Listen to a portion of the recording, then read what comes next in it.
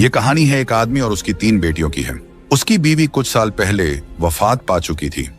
उसकी तीनों बेटियां बहुत खूबसूरत थीं, मगर सबसे छोटी बेटी अपनी बहनों में सबसे ज्यादा समझदार थी। उसका नाम ज़ैनब था। करमदीन अपनी तीनों बेटियों से बहुत प्यार करता था। उसने कभी अपनी बेटियों को मां की कमी महसूस नहीं होने दी।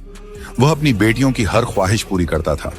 अब करमदीन की बेटियां बड़ी हो चुकी थीं और अपने पिता के लिए खुद से खाना बनाने लगी थीं।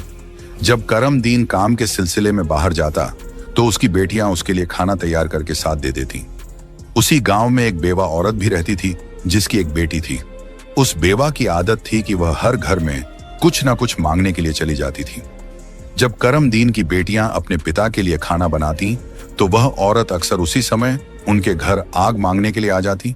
लेकिन करमदीन की सबसे छोटी बेटी ज़ैनब को वह बेवा औरत बिल्कुल भी अच्छी नहीं लगती थी।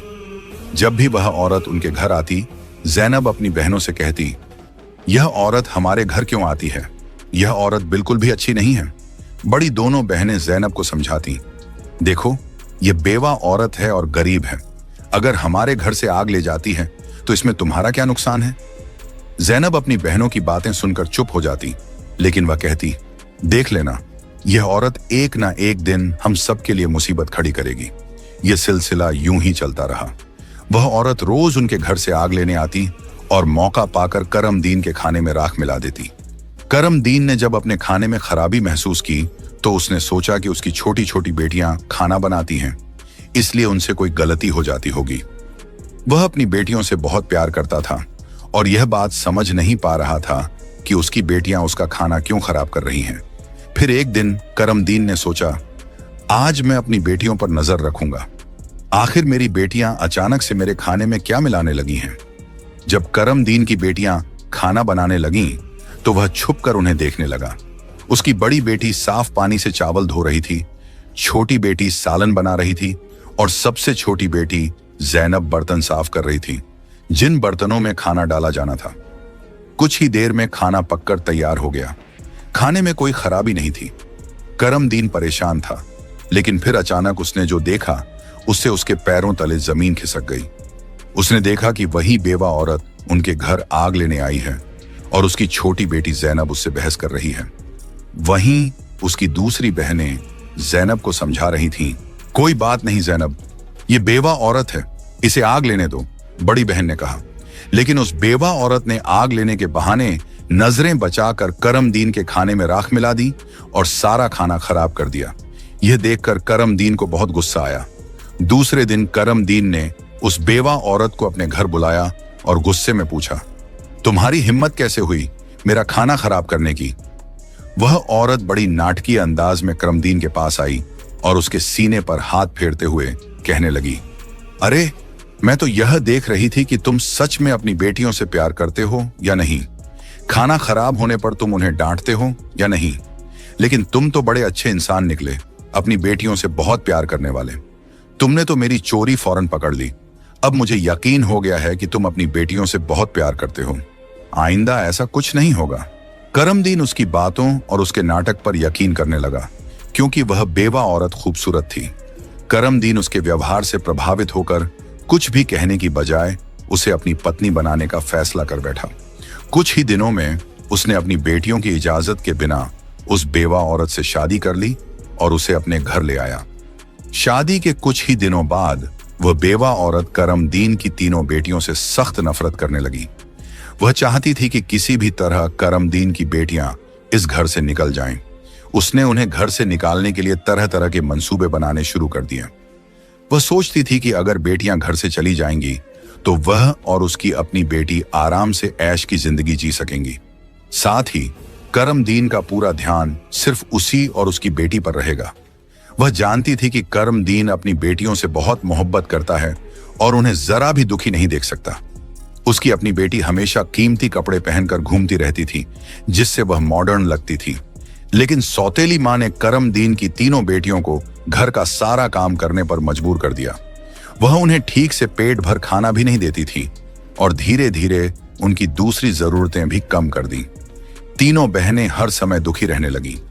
एक दिन 2 बड़ी बहनें रो रही थीं, तो ज़ैनब अपनी बड़ी बहनों के पास आई और कहने लगी, प्यारी बहनों, आओ हम तीनों कहीं बाहर चलें ताकि हमारा दिमाग फ्रेश हो जाए। फिर वह तीनों बहनें घर से निकल गईं और चलते चलते एक जंगल में जा पहुंची। वहां एक घने दरख्त के नीचे बैठकर वे रो रो कर अपनी मां को याद करने लगीं। इतने में उनके पास से एक अल्लाह वाले बुजुर्ग का गुजर हुआ। जैनब जमीन पर बैठी रो रही थी और कह रही थी, ऐ मेरे अल्लाह, हम मजलूम लड़कियां हैं और बहुत दुखी हैं। आप देख रहे हैं ना कि हमारी सौतेली मां हम पर कितना जुल्म करती है। हम कितने दिनों से भूखे हैं। अल्लाह वाले बुजुर्ग पास ही खड़े होकर उनकी बातें सुन रहे थे। फिर वे जैनब से मुखातिब होकर बोले, बेटियों, तुम तीनों यहां इस दरख्त के नीचे रोज आती हो, तुम्हें क्या दुख है? तुम मुझे बता सकती हो? जैनब ने रोते हुए अल्लाह वाले बुजुर्ग को सारा वाकया सुना दिया। उनकी बात सुनकर बुजुर्ग को बहुत दुख हुआ। वे बोले, बेटी, यहां से थोड़ी दूरी पर मेरी झोंपड़ी है। मैं वहां रहता हूं और इबादत करता हूं। मेरी झोंपड़ी के बाहर एक अनार का दरख्त लगा है जिस पर पके हुए अनार लगे हुए हैं। तुम जाओ और उस दरख्त से जितने मर्जी अनार तोड़कर खा लो। यह सुनकर तीनों लड़कियां खुशी खुशी उस झोंपड़ी के पास पहुंची। उन्होंने देखा कि दरख्त पर बहुत ही खूबसूरत और रसीले अनार लगे हुए हैं। तीनों ने एक एक अनार तोड़ा और बैठकर मजे से खाने लगी। जब उनका पेट भर गया तो उन्होंने बुजुर्ग का शुक्रिया अदा किया और घर वापस आ गईं। इसके बाद जब उनकी सौतेली मां उन्हें खाना नहीं देती तो वे रोज जंगल जाती और उन अनारों को खाकर अपना पेट भर लेती। धीरे धीरे उन्होंने अपनी मां का दिया हुआ खाना बिल्कुल छोड़ दिया। अब उनकी सौतेली मां सोचने लगी, मैं इन लड़कियों को खाने को कुछ नहीं देती। मैं इनसे इतना काम करवाती हूं, उन्हें जलील करती हूं, फिर भी इनके चेहरे पर एक अजीब सी चमक है। इनमें से कोई बीमार भी नहीं पड़ती, बल्कि इनकी खूबसूरती बढ़ती जा रही है। और मेरी बेटी, जिसे मैं इतना अच्छा खाना देती हूं, वह उनके आगे बदसूरत लगती है। दूसरे दिन जब वह लड़कियां जंगल की तरफ गईं, तो सौतेली मां ने अपनी बेटी को उनका पीछा करने के लिए भेज दिया। जब तीनों लड़कियां अनार तोड़कर खा रही थीं, तो जैनब ने अपनी सौतेली बहन को देख लिया। उसने बाकी बहनों से कहा, यह लड़की हमारा पीछा कर रही है, मैं इसे यहां से भगा देती हूं। फिर जैनब ने अपने हाथ में पकड़ा अनार छुपा लिया और बोली, अगर यह सब कुछ अपनी मां को बता देगी तो यह हमारे लिए परेशानी का कारण बन सकती है। लेकिन जैनब की दूसरी बहनें बोली, जैनब, तुम कैसी बातें कर रही हो? यह बेचारी बेकसूर है। जैनब की बड़ी बहनें बोली, हमारी सौतेली मां तंग करती हैं, यह तो हमें कुछ नहीं कहती। इसके बाद तीनों बहनों ने अपनी सौतेली बहन को पास बिठाया और उसे एक अनार पकड़ा दिया। लेकिन सौतेली बहन ने अनार नहीं खाया और जल्दी से अपनी मां के पास जाकर कहने लगी, मां, वे लड़कियां भूखी नहीं रहती, वे तो जंगल में एक दरख्त से अनार तोड़कर खा लेती हैं। उसी दरख्त के पास एक बुजुर्ग भी इबादत कर रहे थे और उन्होंने भी उन्हें रोकने की कोशिश नहीं की। यह सुनकर सौतेली मां को बहुत गुस्सा आया। वह सोचने लगी, मैं इन लड़कियों को अनार खाने से कैसे रोकूं? पूरा दिन वह गुस्से में ही रही। जब शाम को करमदीन काम से घर वापस आया तो उसने अपनी बीवी को परेशान देखा। वह बोला, तुम्हें क्या परेशानी है? क्यों इतनी उदास बैठी हो? वह कहने लगी, मेरे सिर में बहुत तेज दर्द है और यह किसी दवा से ठीक नहीं होगा। करमदीन ने पूछा, तो फिर कैसे ठीक होगा? वह तुरंत बोली, जंगल में एक अनार का दरख्त है जिस पर लाल लाल अनार लगे हैं। अगर तुम उस दरख्त को जड़ से कटवा दो और उसकी जड़ें उबालकर दवा बना लो और मेरे माथे पर लगाओ तो मेरा सिर दर्द ठीक हो सकता है। करमदीन ने कहा, बस इतनी सी बात। फिर उसने कुछ आदमियों को बुलाया और उन्हें पैसे देकर कहा, जंगल में एक अनार का दरख्त है, तुम लोग उसे जड़ से उखाड़ फेंको और उसकी जड़ें मुझे लाकर दो। कुछ ही घंटों में वे आदमी उस दरख्त को जड़ से उखाड़कर उसकी जड़ें करमदीन के पास ले आए। करमदीन ने जल्दी से आग जलाई और उन जड़ों से दवा बनाकर अपनी बीवी के माथे पर मलने लगा। थोड़ी ही देर में उसकी बीवी कहने लगी, अब मुझे आराम है। अगले दिन जब तीनों बहनें जंगल गईं, तो उन्होंने देखा कि अनार का दरख्त किसी ने जड़ से उखाड़ दिया है। यह देखकर वे बहुत परेशान हो गईं और सोचने लगी, अब हम क्या खाएंगे? तभी वे तीनों लड़कियां वहीं बैठकर रोने लगी। उनके रोने की आवाज सुनकर अल्लाह वाले बुजुर्ग अपनी झोंपड़ी से बाहर आए। वे समझ गए कि लड़कियां क्यों रो रही हैं। वे बोले, इसमें रोने की क्या बात है? अल्लाह तुम्हें इससे भी बेहतर कुछ देगा। फिर अल्लाह वाले बुजुर्ग ने अपनी उंगली से जमीन की तरफ इशारा किया और वहां पर एक छोटी सी नदी बन गई जिसमें पानी की जगह दूध बह रहा था। उन्होंने उन लड़कियों को एक मिट्टी का प्याला दिया और कहा, जहां से जितना मर्जी हो दूध पियो। लड़कियां बहुत खुश हुईं और मिट्टी के प्याले में दूध भरकर पीने लगीं। जब उनका पेट भर गया तो वे बुजुर्ग का शुक्रिया अदा करके घर वापस आ गईं। इसके बाद उनका रोज का यह मामूल हो गया कि वे तालाब के पास जाती और मिट्टी के प्याले में दूध भरकर पी लेती।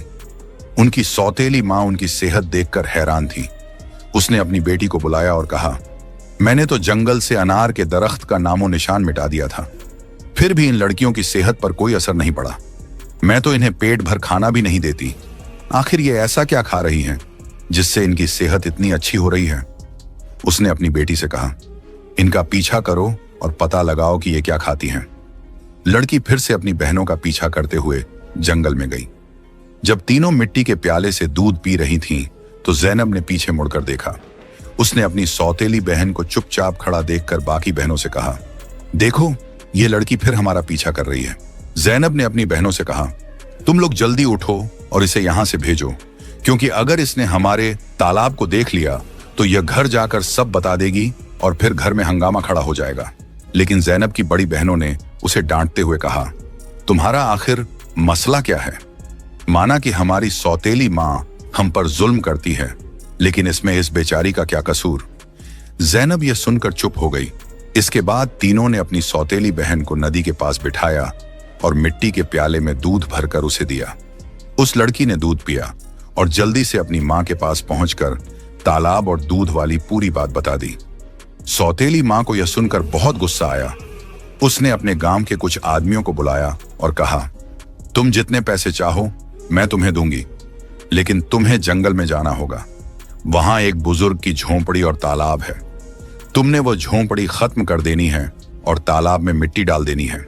बदले में तुम्हें बहुत पैसा मिलेगा। कुछ ही देर में वे आदमी उसकी मर्जी के मुताबिक सब कुछ करके लौट आए। वह औरत अब बहुत खुश थी। अगले दिन जब तीनों बहनें जंगल में गईं, तो उन्होंने देखा कि वहां न तो तालाब है और न ही बुजुर्ग की झोंपड़ी। यह देखकर उन्हें पहाड़ जैसा दुख हुआ। वे वहीं बैठकर रोने लगीं और भूखी प्यासी अपने घर लौट आईं। उनकी सौतेली माँ यह देखकर बहुत सुकून महसूस कर रही थी। एक दिन वह फिर बीमारी का बहाना बनाकर लेट गई। शाम को जब करमदीन घर आया तो उसने अपनी बीवी को प्यार से कहा, चाहे मेरा सब कुछ बिक जाए, लेकिन मैं तुम्हें कुछ नहीं होने दूंगा। तुम्हारा इलाज सबसे अच्छे डॉक्टर से करवाऊंगा। लेकिन उसकी बीवी कुछ और ही चालें चल रही थी। उसने कहा, आपको इतना कुछ करने की जरूरत नहीं है। मेरी जिंदगी बचाने के लिए बस एक छोटा सा काम करो। करमदीन बोला, जल्दी बताओ क्या करना है, मैं वही करूंगा। उसकी बीवी बोली, तुम अपनी तीनों बेटियों का खून निकालकर मेरे हाथों और पैरों की हथेलियों पर मल दो, तभी मैं ठीक हो सकती हूं। यह सुनकर करमदीन की आंखों में आंसू आ गए, क्योंकि वह अपनी बेटियों से बेहद मोहब्बत करता था। वह चुपचाप कमरे से बाहर निकला और अपनी बेटियों को ढूंढने लगा, लेकिन बेटियां घर में नहीं थीं। वह परेशान होकर उन्हें ढूंढते ढूंढते कब्रिस्तान पहुंचा। वहां उसने देखा कि उसकी तीनों बेटियां अपनी मां की कब्र के पास बैठकर रो रही हैं। यह देखकर करमदीन का दिल कांप गया। एक तरफ उसकी बीवी की ख्वाहिश थी और दूसरी तरफ उसकी बेटियों की जिंदगी। करमदीन को समझ नहीं आ रहा था कि वह क्या करे। उसने सोचा कि उसकी बीवी उसकी बेटियों से कभी खुश नहीं होगी और उसकी बेटियां अपनी सौतेली मां के साथ खुश नहीं हैं। इसलिए उसने फैसला किया कि बेटियों को कहीं दूर ले जाएगा। उसने अपनी बेटियों को गले लगाया और कहा, ऐ बेटियों, तुम क्यों परेशान होती हो? मैं तुम्हें कहीं और ले चलता हूं। वह अपनी बेटियों को एक घने जंगल में ले गया। वहां उसने मिट्टी का चूल्हा बनाया और बेटियों को खाना बनाकर खिलाया। जब बेटियों ने पेट भरकर खाना खा लिया तो वे एक दरख्त के नीचे सो गईं। करमदीन ने अपनी बेटियों को वहीं सोते हुए छोड़ दिया और वहां से भाग गया। उसके दिल में यही ख्याल था कि कम से कम मेरी बेटियां जिंदा तो रहेंगी और अपनी सौतेली मां के जुल्म से बची रहेंगी। रास्ते में उसने एक हिरण का शिकार किया और उसका खून लेकर अपनी बीवी को दे दिया। उसकी बीवी ने वह खून अपने हाथों और पैरों पर लगाया और खुश होकर कहा, अब मुझे आराम है। उसे यकीन हो गया कि करमदीन ने अपनी बेटियों को मार दिया। दूसरी तरफ जब तीनों बहनें जागीं तो उन्होंने देखा कि उनका बाप उन्हें छोड़कर जा चुका है। वे अपने बाप को पुकारने लगीं। जंगल में जंगली जानवरों की आवाजें सुनकर वे डर गईं और रोने लगीं। इत्तेफाक से उसी जंगल में 3 दोस्त शिकार के लिए आए थे। जब वे शिकार करके लौटने लगे तो उनमें से एक दोस्त, जिसका नाम नासिर था, कहने लगा, मुझे लगता है, नासिर ने कहा, यहां कोई मुसीबत में है। क्या तुम लोग किसी के रोने की आवाज नहीं सुन रहे? मुझे तो किसी के रोने की आवाज आ रही है। चलो जल्दी से देखते हैं, शायद किसी को हमारी मदद की जरूरत हो। फिर तीनों दोस्त आवाज की दिशा में चल पड़े। आगे जाकर उन्होंने देखा कि 3 खूबसूरत लड़कियां बैठी हुई रो रही हैं। नासिर आगे बढ़ा और उनसे पूछा, तुम यहां अकेली क्या कर रही हो और इतना क्यों रो रही हो? जैनब ने नासिर को अपनी पूरी कहानी सुना दी। लड़कों को उन पर बड़ा तरस आया। वे आपस में कहने लगे, क्यों ना हम इन लड़कियों से शादी कर लें? इन्हें एक छत मिल जाएगी और हमारी जिंदगी भी सुकून से गुजरने लगेगी। फिर उन तीनों लड़कों ने उन तीनों लड़कियों से शादी कर ली। जैनब की शादी नासिर के साथ हो गई। संयोग से उन तीनों दोस्तों के घर पास पास थे। तीनों बहनें खुशी खुशी अपने अपने घरों में रहने लगीं। 1 साल के बाद जैनब के घर में बेटे की पैदाइश हुई। ये देखकर नासिर के दोस्त और जैनब की बहनें बहुत खुश हुईं। धीरे धीरे जैनब का बेटा 2 साल का हो गया। एक दिन नासिर ने अपने दोस्तों से कहा, मेरा आज फिर जंगल में शिकार करने का मन हो रहा है, चलो शिकार पर चलते हैं। लेकिन उसके दोस्तों ने मना कर दिया और कहा, हमें तो किसी जरूरी काम से जाना है, हम तुम्हारे साथ जंगल नहीं जा सकते। नासिर ने जैनब से इजाजत ली और अकेला ही जंगल में शिकार के लिए चला गया। लेकिन इसके बाद कई दिन गुजर गए और नासिर घर वापस नहीं आया। जैनब बहुत परेशान हो गई। उसकी बहनें भी उसकी चिंता देखकर चिंतित हो गईं। जैनब के जीजा नासिर के दोस्त ने उसे तसल्ली देते हुए कहा, तुम फिक्र मत करो, हम नासिर को ढूंढकर जरूर वापस लाएंगे। लेकिन करनी खुदा की यह हुई कि नासिर के दोस्त भी उसे ढूंढने जंगल गए, लेकिन वे भी वापस नहीं लौटे। उन तीनों बहनों पर एक बार फिर से गम का पहाड़ टूट पड़ा। एक दिन जैनब अपने बेटे को सुला रही थी कि दरवाजे पर दस्तक हुई। उसने जल्दी से जाकर दरवाजा खोला तो क्या देखती है कि एक बुजुर्ग फकीर जिसने हरे रंग के कपड़े पहने हुए थे दरवाजे पर खड़ा है।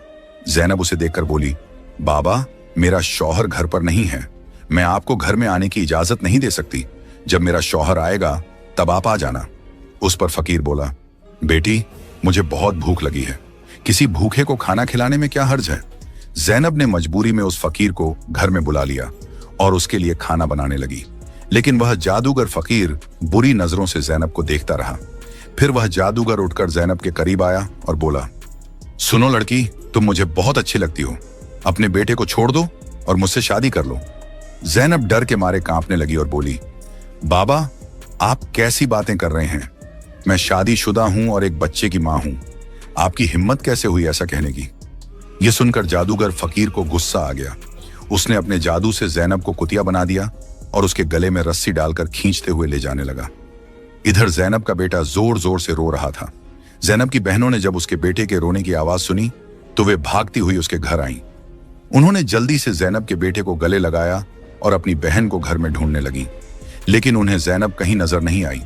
उनकी सौतेली मां के बाद अब जैनब भी गायब हो चुकी थी। वक्त इसी तरह गुजरता रहा। अब जैनब को गुम हुए भी 14 साल का लंबा वक्त गुजर चुका था। इस दौरान जैनब का बेटा जवान हो चुका था। उसे उसकी दोनों खालाओं ने मिलकर पाला था। एक दिन जैनब की खालाओं ने उसे उसकी मां के बारे में सारी सच्चाई बताई। यह सुनकर वह बहुत परेशान हो गया और बोला, खाला, आज मैं अपने माँ बाप को जरूर ढूंढने जाऊंगा। उसकी खालाओं ने उसे समझाते हुए कहा, बेटा, जो होना था वह हो चुका, जिन्हें जाना था वे चले गए। अब हम तुम्हें नहीं खोना चाहती। हमारे शौहर भी जंगल गए थे और वे भी कभी वापस नहीं आए। अगर तुम भी चले गए तो हम किसके सहारे जीएंगी? लेकिन लड़के ने कहा, खाला, आप फिक्र मत कीजिए, मैं अपने बाप और बाकी सबको ढूंढकर वापस जरूर लाऊंगा। फिर वह लड़का जंगल की तरफ निकल पड़ा। कई दिनों तक जंगल में इधर उधर भटकता रहा, लेकिन उसे कुछ समझ नहीं आया कि वह अपने माँ बाप को कहां ढूंढे। इसी तरह तलाश करते करते वह एक ऐसे इलाके में पहुंचा जो पूरी तरह पत्थरों का इलाका था।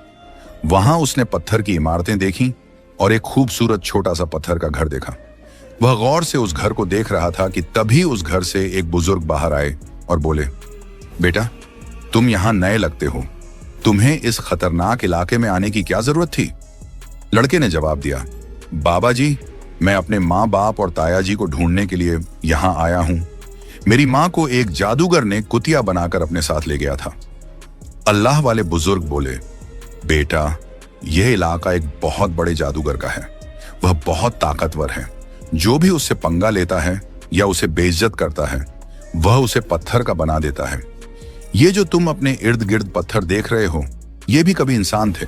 जादूगर ने इन्हें पत्थर बना दिया। कुछ साल पहले यहाँ एक नौजवान आया था। उसके बाद उसके पीछे 2 और नौजवान आए।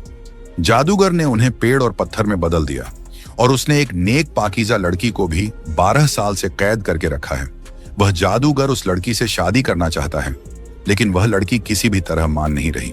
बुजुर्ग की बातें सुनकर लड़का सोचने लगा, यकीनन यह लड़की मेरी माँ है और ये लोग मेरे ही परिवार के लोग हैं। आखिरकार मैंने अपनों को ढूंढ ही लिया। इसके बाद लड़के ने बुजुर्ग को अपनी सारी कहानी बताई और कहा, बाबा जी, आप मेरी मदद करें। इन लाचार लोगों को बचाने का कोई तरीका बताएं। बुजुर्ग, जिनकी झोंपड़ी को कभी जैनब की सौतेली मां ने जला दिया था, मुस्कुराए और बोले, बेटा, अल्लाह हमेशा नेक दिल वालों की मदद करता है। तुम्हें हिम्मत नहीं हारनी चाहिए। अल्लाह वाले बुजुर्ग मजबूरन इस खतरनाक इलाके में आकर रहने लगे। उन्होंने लड़के से वादा किया, मैं तुम्हारा साथ जरूर दूंगा। बुजुर्ग सोचने लगे, क्या पता इस लड़के की मां को छुड़वाने से बाकी कैदियों को भी जादूगर की कैद से आजादी मिल जाए। बुजुर्ग ने बाकी गांव वालों को बताया, यह मेरा पोता है जो दूसरे गांव से मुझसे मिलने आया है। जब जादूगर को शक हुआ कि गांव में कोई नया लड़का आया है, तो वह तुरंत अल्लाह वाले बुजुर्ग के पास पहुंचा और पूछने लगा, यह कौन है? बुजुर्ग ने जवाब दिया, यह मेरा पोता है। इस तरह जादूगर और लड़के की मुलाकात हुई। लड़का अपनी पहचान छुपाकर जादूगर से मिलने लगा। जादूगर ने लड़के को देखकर कहा, तुम बहुत समझदार लगते हो और अपने दादा की तरह नेक और मासूम हो। कल तुम मेरा एक काम करोगे। मैं तुम्हें एक इमारत में भेजूंगा जहां एक लड़की को मेरा पैगाम देना है। मैं उससे शादी करना चाहता हूं। लड़का समझ गया कि वह अपनी मां से मिलने जा रहा है। वह बहुत खुश हुआ और सोचने लगा कि वह अपनी मां के लिए फूल ले जाएगा। उसने योजना बनाई कि वक्त आने पर वह अपनी मां को पहचानने के लिए अपनी पहचान जाहिर करेगा। जैनब की शादी के वक्त नासिर ने उसे एक अंगूठी दी थी जिस पर उसका नाम लिखा हुआ था। बाद में जैनब ने वह अंगूठी अपने बेटे को पहना दी थी। सालों बाद वह अंगूठी बढ़ाकर दोबारा बनाई गई और लड़के ने अब भी वही अंगूठी पहनी हुई थी। अल्लाह वाले बुजुर्ग ने लड़के से कहा, अपनी अंगूठी को फूलों के गुलदस्ते में छुपा दो। जब तुम्हारी मां इसे देखेगी तो वह तुरंत तुम्हें पहचान लेगी। लेकिन यह काम आसान नहीं होगा। जादूगर ने जैनब की निगरानी के लिए एक चौकीदार तैनात कर रखा है जो हर वक्त सख्ती से नजर रखता है। जादूगर अल्लाह वाले बुजुर्ग की बहुत इज्जत करता था और उनके पोते को नेक समझता था। उसने लड़के को गुलदस्ता देकर रोजाना जैनब के पास भेजना शुरू कर दिया। लड़के की कम उम्र महज 14 साल की वजह से जादूगर को उस पर कोई शक नहीं हुआ। जैनब को एक कमरे में कैद करके रखा गया था जहां किसी मर्द को जाने की इजाजत नहीं थी। लड़का रोजाना गुलदस्ता लेकर जैनब के पास जाता और वहां जादूगर की एक दासी हमेशा जैनब के साथ रहती। एक दिन किस्मत ने लड़के का साथ दिया। ऐसा मौका मिला जब कमरे में जैनब के सिवा कोई नहीं था। लड़के ने जल्दी से अपनी उंगली से अंगूठी उतारी और फूलों के गुलदस्ते में छुपाकर जैनब के कदमों में रख दिया। जैसे ही गुलदस्ता जमीन पर रखा, अंगूठी की आवाज हुई। जैनब ने हैरानी से गुलदस्ता उठाया और फूलों में बंधी अंगूठी को पहचान लिया। यह वही अंगूठी थी जो उसने सालों पहले अपने बेटे को पहनाई थी। जैनब की नजरें फौरन गुलदस्ता लाने वाले लड़के की तरफ उठीं। दोनों की नजरें मिलते ही हकीकत साफ हो गई। जादूगर ने जैनब को कैद कर रखा था, लेकिन उसका बेटा अपनी मां को आजाद कराने का मंसूबा बनाने लगा।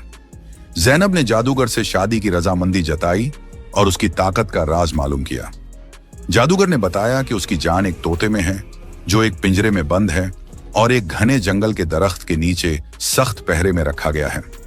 जैनब ने यह राज अपने बेटे को बताया, लेकिन उसे खतरे से बचाने के लिए जाने से मना किया। फिर भी बेटे ने अपनी मां को यकीन दिलाया कि वह कामयाब होकर लौटेगा। कई दिनों की मशक्कत के बाद वह जंगल में पहुंचा। एक मौका देखकर उसने तोते को पिंजरे से निकाल लिया और जादूगर की इमारत तक वापस ले आया। जादूगर उसे देखकर तोते की वापसी की भीख मांगने लगा। लड़के ने चालाकी से जादूगर से सभी कैदियों को आजाद करवाया। इसके बाद उसने तोते के पंख खींचे, जिससे जादूगर की ताकत खत्म हो गई। अंत में उसने तोते की गर्दन मरोड़ दी, जिससे जादूगर मर गया। लड़के ने अपनी मां जैनब, पिता नासिर और बाकी सभी कैदियों को आजाद कराया। फिर वह सब अल्लाह वाले बुजुर्ग के पास पहुंचे।